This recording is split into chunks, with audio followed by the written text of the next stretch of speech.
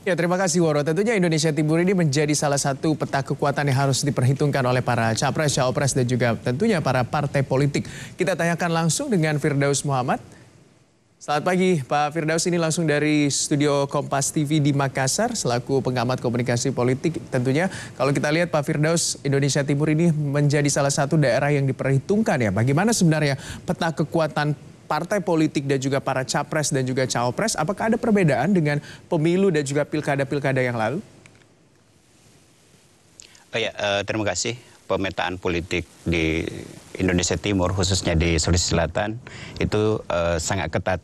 Misalnya kalau kita membandingkan dengan pemilihan presiden yang lalu itu sangat berbeda. Terutama memang faktor kandidat yang mempengaruhi. Kita tahu bahwa pemilu yang lalu, pilpres yang lalu itu melibatkan Pak Yusuf Kalla sebagai representasi secara geopolitik, itu representasi Indonesia Timur. Lalu kemudian pada pilpres kali ini, sekalipun Pak JK memberikan support untuk kandidat tertentu, dalam hal ini Jokowi, tetapi kalau kita melihat dari hasil survei ternyata beririsan sangat tipis. Jadi misalnya Jokowi itu mendapatkan 46, sekian, lalu kemudian Prabowo mendapatkan 4,3 sekian, 43, sekian, itu swing voters masih cukup tinggi, 8-9%. Ini tentu saja sangat mempengaruhi, sehingga lembaga-lembaga survei belum bisa memastikan siapa kandidat yang memenangkan pilpres khususnya di Sulawesi Selatan karena persaingannya sangat ketat. Nah, tentu saja ini juga dipengaruhi masifnya pergerakan politik yang dilakukan masing-masing kandidat, terutama Sandiaga Uno yang diidentifikasi juga memiliki darah Sulawesi Selatan itu masih bergerak. Nah, ini yang kemudian menjadikan selisih suara yang tadinya masih cukup jauh lalu kemudian sangat mendekat. Itu salah satunya. Lalu kemudian yang menarik juga kita lihat itu adalah pada pemetaan politik dari partai-partai yang bersaing. Ternyata dari 3 dapil di Sulawesi Selatan yang bersaing ketat itu adalah Partai Golkar, karena Golkar merupakan Sulawesi Selatan merupakan salah satu basis partai Golkar di Indonesia Timur khususnya, maka Sulawesi Selatan sebagai basis Golkar itu tetap mengunggulkan Golkar menjadi diprediksi menjadi pemenang di Sulawesi Selatan untuk pemilihan caleg. Lalu kemudian ada Partai Gerindra. Partai Gerindra juga karena tentu pengaruh dari ketokohan Prabowo sebagai calon presiden. Lalu kemudian ada 3 mantan ketua, ada ketua dan mantan ketua Gerindra juga ikut dalam kandidasi di Sulawesi Selatan, sehingga ini tentu sangat berpengaruh. Nah, yang menarik juga adalah ada juga Nasdem. Jadi kalau kita mengurut antara Golkar, kemudian Gerindra dan Nasdem. Nasdem mendapatkan support suara yang cukup baik di Sulawesi Selatan itu tidak terlepas dari kemampuan dalam mengatur caleg-caleg yang diajukan.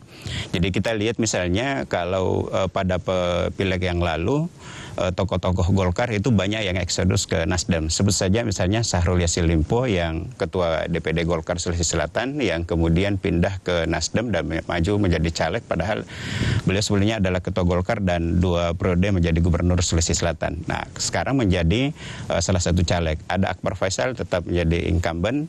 Lalu kemudian ada caleg dari PAN yang kemudian pindah ke Nasdem. Nah, tentu supporting ini yang merubah peta politik dari pilpres yang lalu dengan pilpres kali ini. Kalau dahulu itu adalah Golkar, kemudian Demokrat dan Gerindra. Nah, sekarang ini justru Golkar, Gerindra dan Nasdem. Saya kira itu peta-peta politik yang sangat mempengaruhi pergerakan-pergerakan, apalagi beriringan dengan pilpres dan pemilihan legislatif. Hal menarik lagi kalau di Sulawesi Selatan karena pasca pilpres ini akan memasuki lagi tahapan pemilihan wali kota dan pemilihan bupati, setidaknya untuk Kota Makassar yang dulu memenangkan kotak kosong, lalu kemudian di 2020 akan dilakukan lagi pemilihan wali kota. Tentu ini menunggu kursi yang diperoleh di DPR masing-masing. Pak Firdaus, kalau kita lihat tadi Bapak mengatakan bahwa Golkar, Gerindra dan juga Nasdem ini ada 3 partai yang cukup besar, dominan begitu di Sulawesi Selatan. Apakah 3 partai ini juga bisa memengaruhi jumlah suara begitu yang masuk kepada kandidat-kandidat capres dan juga cawapres yang didukungnya di sana? Kalau kita melihat dari tiga besar ini, sejatinya kan Golkar dan Nasdem yang merupakan pengusung dari Jokowi Kiai Ma'ruf ternyata tidak terlalu signifikan karena kita melihat tadi selisihnya sangat-sangat kecil. Jadi Sulawesi Selatan itu berpotensi Jokowi menang, berpotensi Prabowo menang karena selisih dari survei itu masih sangat tipis, lalu kemudian swing voters masih tinggi. Nah, kita melihat bahwa Golkar misalnya kemudian Nasdem yang kita biasa sebutkan dengan ekor jas itu ternyata tidak terlalu signifikan. Jadi kebanyakan kita menemukan caleg-caleg itu mengkampanyekan diri sendiri karena memang tentu mereka menghitung bahwa ketika dia menjadi caleg Golkar tetapi kemudian basis itu kecenderungannya ke Prabowo, maka dia tidak lagi mengkampanyekan calon presiden. Begitu juga sebaliknya. Jadi relatif sebagian caleg itu mencari aman supaya mengamankan suaranya dibanding dengan mengikut sertakan calon presiden yang kira-kira justru bisa menurunkan posisi elektabilitasnya. Oke, baik. Terima kasih Pak Firdaus Muhammad, pengamat politik Universitas Islam Negeri Alauddin UIN Alauddin Makassar. Terima kasih telah bergabung bersama kami juga.